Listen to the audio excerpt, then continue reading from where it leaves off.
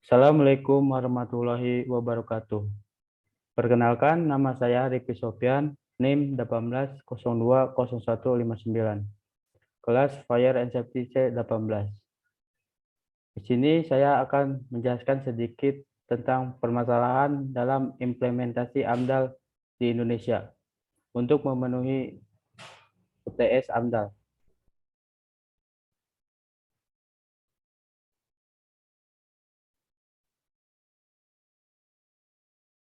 Permasalahan dalam implementasi AMDAL di Indonesia.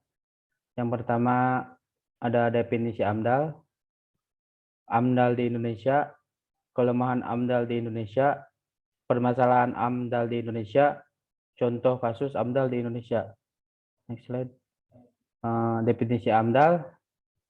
Menurut UU 32 tahun 2009 PPLH, analisa mengenai dampak lingkungan selanjutnya disebut AMDAL. Adalah kajian mengenai dampak penting suatu usaha dan atau kegiatan yang direncanakan pada lingkungan hidup yang diperlukan bagi proses pengembalian keputusan tentang penyelenggaraan usaha dan atau kegiatan. AMDAL di Indonesia, analisis mengenai dampak lingkungan AMDAL di Indonesia diberlakukan berdasarkan PP 51 tahun 1993, sebelumnya PP 29 tahun 1986 sebagai realisasi pelaksanaan UU nomor 4 tahun 1982 tentang lingkungan hidup yang saat ini telah direvisi menjadi UU nomor 23 tahun 1997. AMDAL merupakan instrumen pengelolaan lingkungan yang diharapkan dapat mencegah kerusakan lingkungan dan menjamin upaya-upaya konservasi. Hasil studi AMDAL merupakan bagian penting dari perencanaan pembangunan proyek itu sendiri. Sebagai instrumen pengelolaan lingkungan yang bersifat preventif, AMDAL harus dibuat pada tahap paling dini dalam perencanaan dan kegiatan pembangunan. Dengan kata lain, proses penyusunan dan pengesahan AMDAL harus merupakan 10 bagian dari proses perizinan suatu proyek. Dengan cara ini, proyek-proyek dapat disaring beberapa jauh dampaknya terhadap lingkungan. Di sisi lain, studi AMDAL juga dapat memberi masukan bagi upaya-upaya untuk meningkatkan dampak positif dari proyek tersebut. Kelemahan AMDAL di Indonesia, pertama, AMDAL belum sepenuhnya terintegrasi dalam proses perizinan satu rencana kegiatan pembangunan, sehingga tidak terdapat kejelasan apakah AMDAL dapat dipakai untuk menolak atau menyetujui satu rencana kegiatan pembangunan.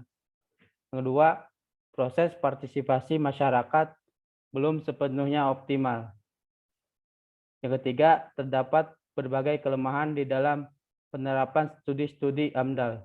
Dengan kata lain, tidak ada jaminan bahwa berbagai rekomendasi yang muncul dalam studi AMDAL serta UKL dan UPL akan dilaksanakan oleh pihak pemeriksa. Yang keempat, masih lemahnya metode-metode penyusunan AMDAL, khususnya aspek sosial budaya, sehingga kegiatan-kegiatan pembangunan yang implikasi sosial budayanya penting, kurang mendapat kajian yang seksama. Permasalahan AMDAL di Indonesia ada 5. Yang pertama, dinamika penduduk, pemanfaatan dan pengelolaan, kurang terkendalinya pemanfaatan akan ilmu pengetahuan yang teknologi maju, dampak negatif yang sering timbul dan kemajuan ekonomi yang seharusnya positif. Yang terakhir, benturan tata ruang.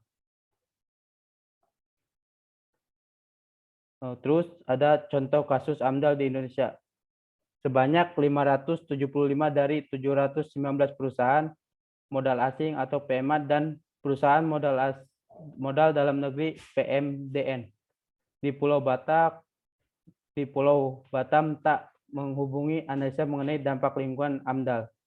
Seperti yang digariskan, dari 274 industri penghasil limbah, bahan berbahaya dan beracun B3, hanya 54 perusahaan yang melakukan pengelolaan rambu membuang limbahnya secara baik. Sisanya membuang limbahnya ke laut lepas atau dialirkan ke sejumlah dan penghasil air bersih. Tragisnya, jumlah limbah B3 yang dihasilkan oleh 274 perusahaan industri di Pulau Batam yang mencapai 3 juta ton per tahun. Selama ini tak terkontrol. Salah satu industri berat dan terbesar di Pulau Batam penghasil limbah B3 yang tak punya pengolahan limbah adalah McDermott, ungkap Kepala Bagian Badan Pengendalian Dampak Lingkungan Daerah Bapelda, Kota Batam, Julpakar di 17 Batam. Menurut Julpakar, dari 24 kawasan industri, hanya 4 yang memiliki AMDAL dan hanya 1 yang memiliki unit pengelolaan limbah UPL secara terpadu, yaitu kawasan industri Muka Kuning, Betamindo Invest Cakrawala (BIC).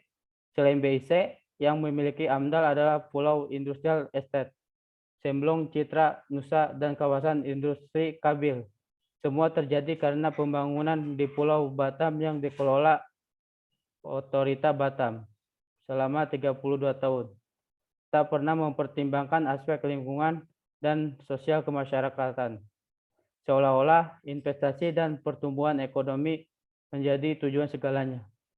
Sesuai Undang-Undang Nomor 23 Tahun 1997 tentang pengelolaan lingkungan hidup dan Peraturan Pemerintah Nomor 27 Tahun 1959 tentang analisa mengenai dampak lingkungan AMDAL. Maka pengelolaan sebuah kawasan industri tanpa mengindahkan aspek lingkungan jelas melanggar hukum. Semenjak pemerintah kota Pemkab Batam dan Bapelda terbentuk tahun 2000, barulah diketahui bahwa Pulau Batam yang kita banggakan itu kondisi lingkungan dan alamnya sudah rusak parah. Sekian penjelasan dari saya, kurang lebihnya mohon maaf. Wabillahi taufiq wa hidayah. Wassalamualaikum warahmatullahi wabarakatuh.